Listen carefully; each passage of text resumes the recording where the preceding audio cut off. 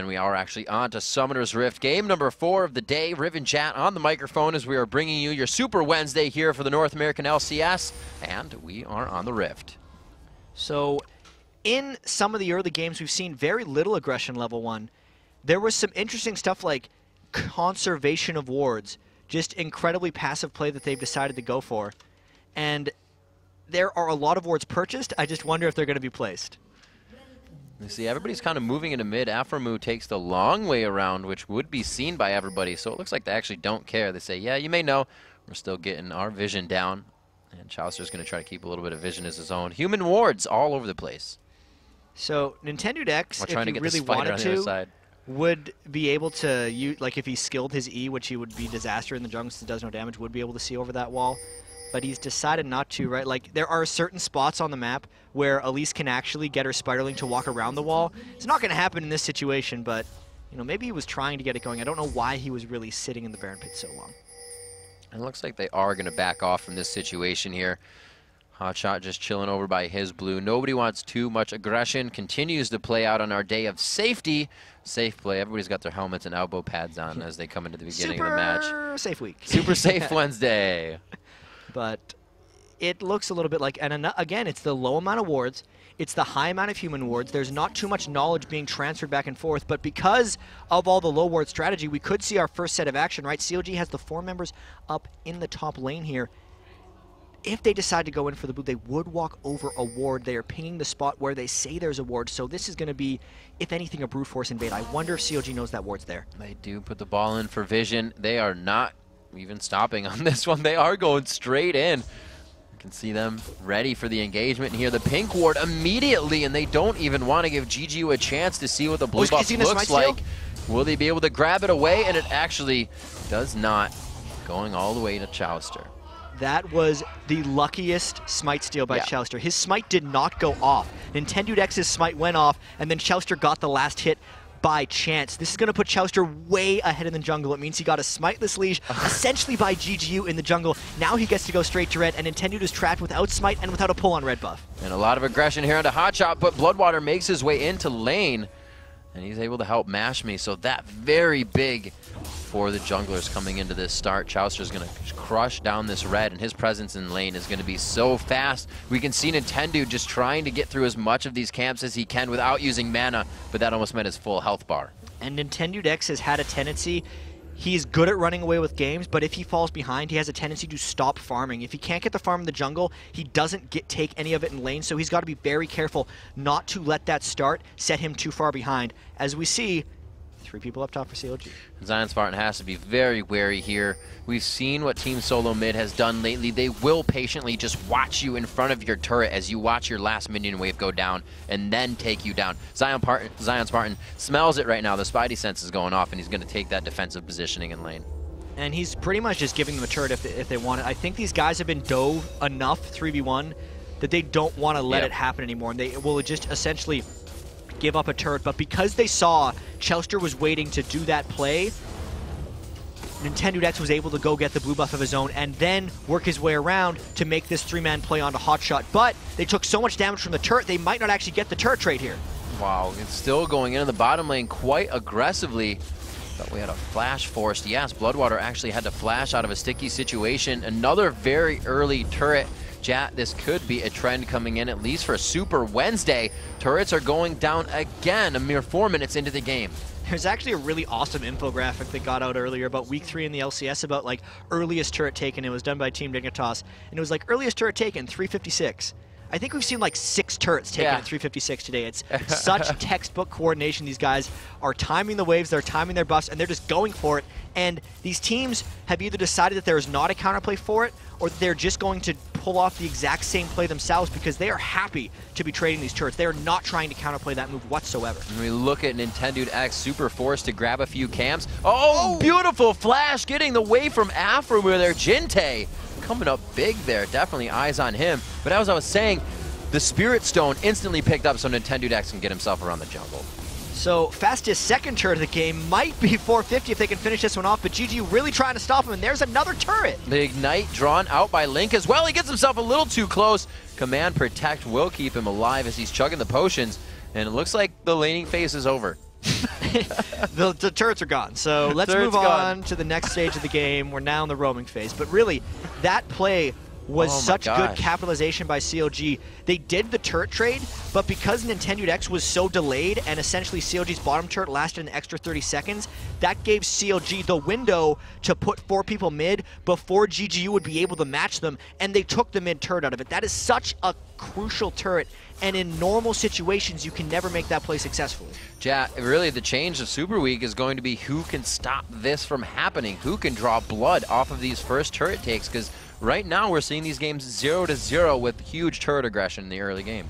We do see first turret much more frequently than first blood, right? Like, right. There's been first blood that's happened in 19 or 20 minutes in some of these games, and the first turrets are at 356. Like that's the thing that is going to happen. Fast forward the game to that point and turn it on, and it'll be like, all right, we got this. Kills coming in. The turret is down. But I really want to see if a team can counterplay this, just kind of talking outside this game a little bit. For sure. Mid lanes with teleports.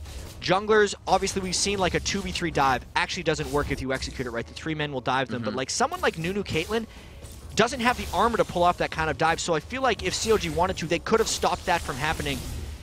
I do feel like there's some counterplays for this. I just want to see it. And we got 12 games today. We got 9 left. So I'm sure we'll see it. Different strategies from game to game. There are going to be a lot of people watching and seeing what's happening right now. It'll be interesting to see what happens within our next games of the day. We're only 7 minutes into this one. We'll have to see who can pull out this first kill. 2 turrets to 1 as Counter Logic did push that mid turret as well as the top one. That was the first time we saw the mid turret go down quickly after instead of the bottom one. So there was a bit of change up there, and it does give them a bit of a gold lead. But now again, they kind of stop because nobody has the initiation power yet. And there are a lot of wards that got pumped out as well because all the turret gold gave teams extra abilities to ward. But now 5 people of GGU rolling up mid and CLG trying to clear the waves. This is not a very farm-heavy game. There's been so much roaming around that the CS actually isn't getting distributed that much. Or at all. 25 CS here at near 8 minutes for the top laners. And we can see it creeping up for the AD carries because they're the only ones that really haven't had too much trouble within their lanes. Dragon is being pinged right here. If they can get a good push on whoever is in mid, it looks like they want it. This could just be, if they get this Dragon, CLG kind of outplaying GGU. They survived the turret. They realized since GGU put 5 in mid that they would need to clear off to clear jungle and pushed up lanes. So CLG knows since they came to counter it, and since they already have the pink ward on Dragon, that they can pick this up for free, which would give them a 1,625 global gold advantage considering the Dragon and the turret. Crazy. Come up with that one quite easy. Zion Spartan forced top as we see the Fiendish Codex build for Jinte coming out in mid. Still have yet to see what this Good Game University composition can bring out in a full 5, but that's what we're getting out of this play style. You take aggression in the beginning of the game knowing the other team does not have their initiation yet. It's kind of like everybody watching the turret go down as they poke at it, and this is what we have right here. And this is different play from CLG, but strangely similar to their overall strategies. They've always been a team that kind of likes to apply global pressure and make sure they outfarm, get a gold lead so they can win later team fights. But that's usually been with Hotshot off in the top lane, standard 2v2 laning bottom, standard 1v1 laning mid, and just farming the jungle. But this is just highly roaming around, but they're doing it in a manner that they are the ones getting all the objectives and also out-farming the lane. So they're pulling this off extremely well. See Hotshot actually going for the quick Kindle Gem to pick that up. Definitely a little bit of health for him, but we'll have to see if he actually builds that into whatever recipe he wants, or he's building that for his lane right now. The early Kindle Gem before boots. So what could you be doing, Hotshot? Maybe he's going for Locket of the Iron Solari, right? That is the item that everyone's been building. Chouster would maybe go the Aegis and Hotshot would build the Locket, then they go force team fights. It could also be a component of the Spirit Visage. That's what Hotshot really likes building late game on Shogath, and since they're against double AP composition, it would be a good component. A lot of people go for Kindle Gem early. Not usually before boots, but Hotshot's fine. And it seems like with Zion Spartan kind of soaking up that experience, he's taking a little bit of a lead in the CS, gets himself some damage there. We can see him try to start building towards that Gunblade. He is going to be one of the highest ones on his team, except for the AD carries. So with that CS coming back in now, they may start to gain a little bit of an advantage, but they're down in the gold because of that Dragon. They still have yet to come back on the turrets. So it seems like everybody knows what to do for that first 5 minutes, and then it's kind of like back into the limbo zone. And the strangest thing about this is not a zone that people are very used to being in, right? The turrets being down and the laning phase being kind of over so early into the game puts people in strange situations. Like, they're not used to roaming and team fighting before people have their ultimates, right? Now that most people have their ultimates, it seems a little bit more comfortable, but you don't see inner mid-turret sieges working when people are level 7 usually. Like, the threat of a dive is much lower at this point because the turret will be doing such a higher percentage of their health. But CLG is managing to keep a lot of the pressure up. Look over at Link. See him buying up the 2 Dorans to the 1 of Jinte here. So Jinte is more on his way to get that core item under his belt. The Chalice coming in. Hotshot taking a little aggression from Zion Spartan as they choose to both walk away from that engagement. And CLG just putting down wards everywhere. They're all about to tick out, but they have that entire bottom side lit up. Yeah, and that is a huge heap of wards by kind of both teams, but because CLG is working on pressuring the bottom turret, that's why they warded the red jungle of GGU so heavily, which is why they're safely kind of taking this turret. And they could get the 3rd turret of the game right here just by tactical play. It took them a little bit longer, but they were able to find the opening as the mid gets pressured. We'll have to see where they go after this. It doesn't look like GGU is going to come up with the aggression on the turret enough to take it down. Good positioning by Counter Logic here, keeping all their bases safe as they keep pressure on lanes as well, trying to do a good offense and a good defense at the same time. 11 minutes and 30 seconds in here. About a 2,000 gold lead as GGU is cresting that 14,000 mark to the 16,000 of Counter Logic Gaming. And still, look down for the wards. The top lanes are coming up heavy with wards. It came out last game as well. And Hotshot's picking up the pinks for his team this time. It was Mega Zero last game. Yeah, and I think it's a shared feeling for CLG picking up these wards. They're getting so much global gold that everyone's just kind of putting a lot of that towards wards so they can continue to generate the global gold. And Doublelift barely misses that out on Don't Mash Me. There's the flash! There it is, the headbutt as well. He's going to get, oh wow, they put everything on him. Cleanser not, and they find the first blood coming in for Doublelift. 12 minutes in, that was a rude gank by CLG. Don't Match Me felt safe in that situation, but that's the pain of having 3 of your outer turrets down. Once that happens, and this happened in the CLG versus Dignitas game kind of last week, when those 3 outer turrets started going down, we saw team fights one after the other because teams can stop you from farming when they have your outer turrets down, and that's the kind of thing that happens. Zion Spartan throws down the Shroud. He gets a little bit of slow. Will he have a charge in time? He's got the Mark of the Assassin on for burst, but the energy just isn't there as he can't mark the Qs back. Can they turn this one around? That Doublelift pass, or the Vayne passive rather, keeping him in range. One more bolt, and he takes him out. An unfortunate counter attack by CLG. And you could tell that Zion Spartan had went a little too far by the fact that he wasn't trying to follow in completely fully. He was kind of chasing. It's like, wait a minute. There are 2 people there, and I have no turrets, so my retreat is going to be very long. And Doublelift was like, yeah, you're right. I'm going to turn around and kill you right now. So, again, Doublelift starting with the 2-0. That's exactly what CLG wants and needs to be victorious, is getting the kills on a Doublelift. They did it last game against Vulcan, and they're doing it again here. Chalister said it when we had him up here. We get a few kills for Doublelift on Vayne, and it's a good game, Vayne. We look around as well, and you said it was a shared thing. It is a shared thing. 3 pink wards across the inventory of Counter Logic right now, and this is also something we've seen teams doing when they have the advantage. They super press the advantage now. They don't just leave a few wards there. And this will be something to kind of track as we watch more and more CLG games. I wonder if they ever make Doublelift buy wards. Because like they are so focused on getting him the most farm. And I know everyone's like, especially in solo queue as an AD carry, you do want to ward yourself because you need kind of the team a few cohesion. times to be alone. But if you have like everyone on board that one person doesn't have to buy wards, I think it could work. And I think that's what CLG does. And they're doing a great job at it. We see the map covered for them. Just enough, down by Wraiths, a Vision Ward, down by Golems, a Ward, and Vision Ward on Dragon, again, gives them the 2nd Dragon of the game. 20,000 X, 21,000 gold to 17,000 as they continue to increase a slight gold lead, 3-1 in turrets here. And it looks like GGU isn't completely out of this one yet. Still anybody's game. CLG just has that definitive lead right now. It's going to have to be a table turner for GGU to do this one, though. And GGU has to find a fight. They don't want to fight because they realize they're behind, but with the way CLG is applying pressure, they kind of have to. Nashor's Tooth on Kale is a big landmark item, Ooh. and dodging that Orianna ultimate is big for them if they want to try to go for a fight. That was a beautiful repel from Nintendo Dax. Can they get the cocoon out that they need? Volatile Spider, not, oh, it is going to do a little bit of damage, but not as much as they may have thought. He throws down the ultimate from intervention, but he still could go down here. A lot of damage going on both sides of the health bars. Afromu could be the first one to go down, and the Pilt over Peacemaker makes a connection. Oh. A great tumble dodge there. He's able to take the ace in the hole, but it might be enough for the repel execute. Nintendo Dex coming up with another one. A good dissonant slow there, but the auto attack comes in. They are able to come up with a kill. A valiant kill going down, and it looks like, no, the teleport will be stopped in the bottom lane. I was like, who's teleporting it? No, he stopped it. Yeah, I was like, this is going to be bold move of going into 3 people, but wow.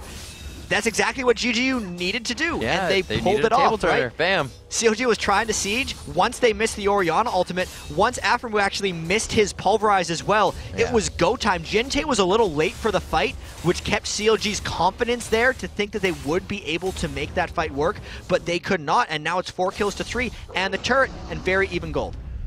Looks like Zion Spartan finding a little bit of trouble up here, but there's nothing that's really going to keep him in range. If he can get the Shroud down, he'll be able to walk out of this one easy. He actually looks for help from Jinte for a complete fight here. He could have walked out of this one without provoking this fight, and it's not going to turn out good for GGU. All they wanted to do was just save Zion Spartan, but CLG says no. Jinte looks to go down as well. His ult was just used in vain. The blue buff could be transferred here if they get the last pulverize on. It actually goes to Hotshot. He can split push all day with that. GGU kind of throws away their good play from the previous fight in that one. That intervention by Kale was not very timely, so Jinte and Zion both with a bit of a misplay in that one. CLG pouncing on the opportunity, and again, regains control in one fell swoop of the game right here with the deaths and with the push up mid 5v4. I feel like Zion Spartan could have just walked down towards the blue on that one and kept himself alive. I think so. Simply alive. Good protect here onto Hotshot as he is the one in the front line here trying to deter them from any trying to re-engage. They know that they are down a little bit on this one. That Kale ult still, no, it actually is back up. So they'll be able to use that for the fight. Definitely a low cooldown right now. Look at that. It is going to be about 70 seconds, so just over a minute is not too bad. 17 minutes into the game. The gold lead getting smaller and smaller for Counter Logic here. That fight, very big for GGU, as you said, Jat. And it looks like they may be able to pressure that composition with Caitlyn and Nunu now as the game gets up to that 20-minute mark. And GGU now trying to make plays again to get something on Afromu. They might go. Wow, that damage coming out. Each shot, the Knight could take him down to the last one. Zion Spartan finds the Q actually to take him out. Link could find himself going down as well, and GGU continues to go in. Zion Spartan just makes it out of range. Chowster with the Cataclysm coming in, and Hotshot is there. There are a lot of low health bars, but they're microing in and out perfectly. I don't think any of them are going to go down. He could get eaten here by Feast. Oh, no. Shout it out. And it looks like they are going to lose 2 here. Nintendo Dax and Zion's partner down. And with that blue buff, like I said, he feels like he can just keep going. Mashme can kite with the red buff, and he realizes it. But because of the play by GGU, that does turn out to a 4v2. There was a bit of a nice play by Hotshot picking up the double kill at the end, but that was all about Zion Spartan and his powerful dives. He went deep through the turret and then back out and then back in for his death. But it was still awesome. Awesome play by him right there. So we actually have a quick replay of that last fight to see exactly what happened. So it was the catch on Afromu. He thought he was going to catch Bloodwater stealing that ward, but he didn't think GG would be bold enough to send 5 people into that turret, and then just pay attention to Zion Spartan. Look at him going deep onto Link while the ace in the hole goes off, and then his dodge off to the side, and then he actually comes back in to initiate on Chowster again to just help everything out. It was really, really good fight by them, and then they went a little too deep here as Hotshot was able to clean up too. So in that fight, lessons to be learned while still getting an advantage. Hope GGU comes away with that. They're playing spectacular right now to definitely come back on a Counter Logic Gaming that has come into this week with a different pace. And we've seen that already. Every team actually has a different pace this week. And everybody's adapting. It's not something we've seen before. The LCS has actually been surprising me at every turn, like especially in North America. At the very first week, it was like, man, Dignitas looked weak, GG looked awesome. And the second week was like, holy crap, Dignitas just 3-0'd everyone. What happened to everybody else?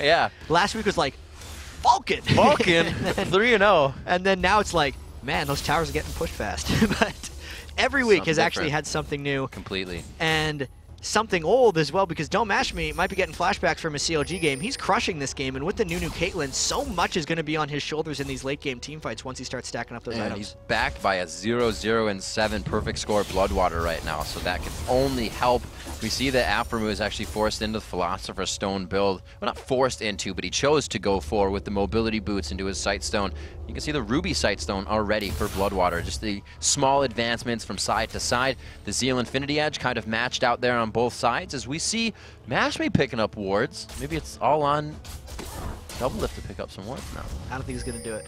I don't think Doublelift wants wards whatsoever. He wants to get that Phantom Dancer ASAP. Phantom wards. 20 minutes into this one, 28,000. I'm just going to call it even. There's 600 gold that separates these teams, and that's just an invade of the blue buff in the beginning of the game. Not really. Yeah, it's just, it's not much. You're absolutely right about that. And with the Dragon coming up again, GGU has kind of manned up and created a few team fights for themselves. I wonder if they're going to concede this Dragon. They might just not know that it's happening right now, and they're a little too slow on pickup. That, safety as well. If they were to go for it, the ward's coming out from Jinte. They don't even want to try to pressure to see if it's there. The pings are going down for Baron because they are down there.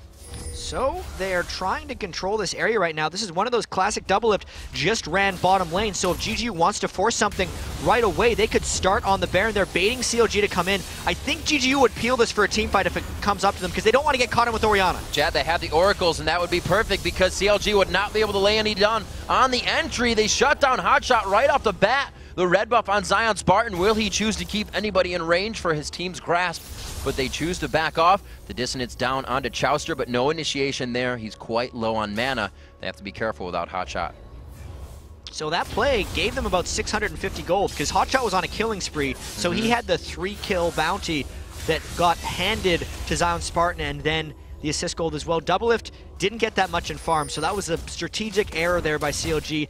The nice thing that they did once they realized Hotshot was dead is they didn't burn any more ultimate cooldowns. Like, Link's Orianna ball was sitting in there. He probably could have used it for some damage, but CLG wouldn't have been able to follow up for it. Now that Hotshot's rezzed again, they will be able to be at full strength to fend off this siege. And he does finally pick up the boots. He goes for Home Guard along with the Merc Treads, but he picks up a Wit's End, something we actually haven't seen in quite some time.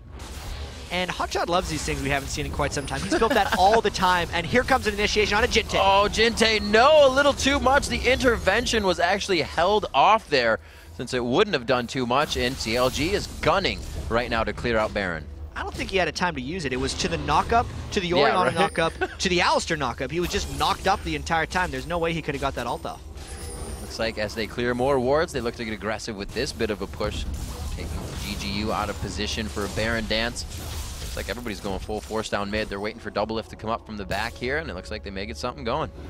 So retaking control of the Baron. Yeah. Passing it back and forth. That's right here. Quick 3K jump in gold. 2K or not. You're really right about that. Did they take a turret somehow? No, it was the Dragon and then also the extra kill that they got, I think. But yeah, they're forcing around Dragon here, and the 3-man stack in the brush that GGU has no vision of. They have to be very careful not to get hard initiated on because Jinte is still making his way back. Bloodwater has already put that money into the Oracles. They're back to the pink wards. Now it's Aphromu's turn to clear out this area. They're going to do it. The Cocoon goes out to Hotshot as they get somewhat of the poke game damage they have. It's not significant, but it is a good amount of harass. It looks like they're kind of just going to walk parallel down the lane. And this is the danger that they're all facing. Neither team really wanted to get hard initiated on, but Chowster, does he want to go? Nintendo I don't think he wants to go. By himself here. The repel could easily save him. The entire team comes in to save. They jump down on and he flashes out of his ult. He's trying to just keep them out of it. A great play there, but they can't get enough damage on the Zion Spartan. A beautiful shockwave coming in deletes Jinte from the fight, and it looks like they're going to be able to push GGU out of this one. Zion Spartan is there. Can Mashme get enough damage? And he doesn't have enough for a net, so he has to make sure he's out of range with those auto attacks. And CLG picks up a great fight there. Awesome ult by Chowster. That was really cool, actually. Like, you could tell he was holding it because he didn't want to use it on Nintendude, and he waited for Zion Spartan to commit and then locked out the rest of GGU's damage. So by trapping Kale and Don't Mash Me in that ultimate, Chowster would have been killed if he would have stayed in there. So he got the hell out of there as fast as he could, and they were able to zone back on a Zion Spartan and win the fight off of that crazy play. I haven't seen many Jarvans ever do that before, and now they're going on to Baron because they have all 5 people. Looks So at 25 minutes, it looks to be a definitive advantage here. Bloodwater, Nintendo X, and Mash Me, if they have something else to say about it, and they do. Coming in, they catch Baron. It looks still to be quite low here, about a third health on it. It's going to go up quite fast. Still, now it's jacking up there. The health is going to be back to normal. Nobody's going to be able to take Baron on this, and GGU play that one perfectly. Why is GGU still hitting the Baron? They've all rezzed up. They're all coming in, and CLG are now the ones that are low. They put in 500 wards to the Baron pit, and they might want to fight here. It could absolutely do it. Chowster's very low. Hotshot's going to put himself in the front. We've seen him get melted down before. He's not super tanky yet. He's only relying on that feast stack. It looks like they back off here. That blue buff, I think he just, or still has, is about to wear off. They got to be careful. He will lose that if they want to engage here. And now CLG decides to push up mid, so both teams are just trading back and forth Baron damage and not trading back damage with each other. They're landing stuns on each other. CLG, after all of that, does win the exchange, so to speak, because they got the 2 kills in the fight and they took a turret, but that was crazy dangerous. 4-3 now. GGU looking to pressure back out. Nintendo, the first one, he wastes the mana on Repel, puts himself in the fight. Can he get some extra damage down? A good intervention will cause Double Lift to chase. He won't find the last kill there, the last shot rather. Zion Spartan is going to hold them off a bit here. Nobody wants to dive in just yet though. Mash Me coming around from that top side if he can catch some damage, but it looks like CLG stays in their jungle to exit. That was a little bit over-aggressive by Nintendo X. He went in alone and had to basically force Jinte into ulting him. Otherwise, they would have forced themselves into a disadvantage. And if he wouldn't have done that, they might have been able to get more damage on this turret. But as it stands, everyone on CLG wants to shop because Link is sitting on 2k gold. Double Lift is close to that as well. So they've been in these engagements and poking at each other for so long that the shop bills are really piling up. 10-9 here, Jat. 26 minutes into the game. The Baron has been kind of looked at by both teams here. They've sized each other up. We saw CLG pushed off of Baron by 3 members of GGU and then a few respawning. You see the wards being cleared out here finally inside the den. The Oracle still not re-picked up by GGU. As we look at Aframu, they still have theirs going. He actually just bought a new one, so they're going back to clear things out. And we actually don't get to see games like this very often. Like, it's kind of cool when both teams kill each other's outer turrets and someone doesn't really have a lead, because you see all these crazy mind games of people kind of moving around, outmaneuvering each other, out pink warding, out visioning, trying to bait them into situations, because normally it's like the first team takes the 3 outer turrets and they have a big lead, so it's all a matter of like one team trying to catch the other team in a bad situation. Otherwise they're just going to lose a straight up team fight. But these teams don't really know who would win a straight up team fight, and they don't really want to chance it, so they're all trying to just outplay each other, and there is so much tactical battles going on right now. Well, it's one of those games, we saw a few today where the kills weren't going to the AD carries, but they are. You have 4, 2, and 0 on Double Lift. You have 4, 1, and 5 on Mash Me, and this is really something we haven't had a long time, is a game of just the AD carries and what they can do within these team fights. Spartan's making a lot of chaos for these, but Mash Me is able to come up with huge damage. We saw what happened when Aframu got caught out in that last fight in the jungle, bursted down instantly. I think it was 3 shots from Mash Me, and he found 2 or 3 crits on that. And I don't think CLG really realizes that they are up 4,000 gold. They're feeling pretty scared of the way they've been going through this, and the late game scaling should fall onto CLG, so they're kind of trying to take it easy as long as Link can hit his good ult and Double Lift can do the late game carry. The things they do have to worry about though is Don't Mash Me essentially gets a 7th item if it gets late game, but now we see the Oracle's clear on Baron, and they're really going hard for this. CLG has vision now though. Could be Chowster coming in from the side. They actually choose to engage. They get Zion Spartan and Aframu. The headbutt's used, though. He puts himself in the middle of the fight to try and tank the cooldowns. Zion Spartan gets intervention as he dives in, and Chowster finally locks him up. An amazing command shockwave coming in, and it looks like they'll be able to clean up a few, but for both sides, this leaves CLG on the run, GGU on their heels. Bloodwater's going to go down next, and it's Mash Me forced to flash away on the first shot from Double Lift as he picks up a double kill. That fight was all about the area crowd control by CLG. I mean, Aframu jumped in, he did start the initiation, but then the Cataclysm from Jarvan, the ruptures from Hotshot GG were so key, and then the Orion ult as well. Like, looking at the team fight after seeing that one, I realized that GGU doesn't have any of that stuff. So all the shutdown was on CLG's side, and that's one of the reasons, along with their execution, that they won that fight so handily. And the Baron goes down. Chowster just getting back up in time for that. Nice. Very nice for him. And it looks like we are going to be able to have a push here from CLG on most of the lanes. We'll see how GGU reacts to this one. Looking down at their items, we do have the Locket. Now the Aegis being built as well, which was actually just finished for Afromu. He was behind on his Aegis previously. He didn't even have that Executioners, but he was able to just buy the entire thing right there. Well, the incredibly long amount of poking that they had done, the fact that he picked up his Philosopher's Stone early, it's generated 495 gold for him at this point in the game, so did help him a little bit with that Aegis. You know, you put 700 gold into Philo Stone, get 500 back. Maybe if he just didn't build it, he would have had the Aegis level earlier, but he's got it now. Indeed. I called Emblem Executioners for some reason. You may have done that. I did. Came out. No one noticed. None of them. I saw it. Yeah. So pushing in the top lane here, Jinte, 170 to 214. And actually the Guardian Angel coming out very fast for Link instead of more damage on the comparison. Very interesting. I guess they are very okay with just having Doublelift sit in the back. Link's had some problems when CLG has struggled of kind of getting caught out and losing team fights, and he does have to overcommit a little bit on Orianna, but you know, that's just a preference choice. He's trying to take his big lead into a powerful item. I don't know if that's the right one, but it's probably going to work out.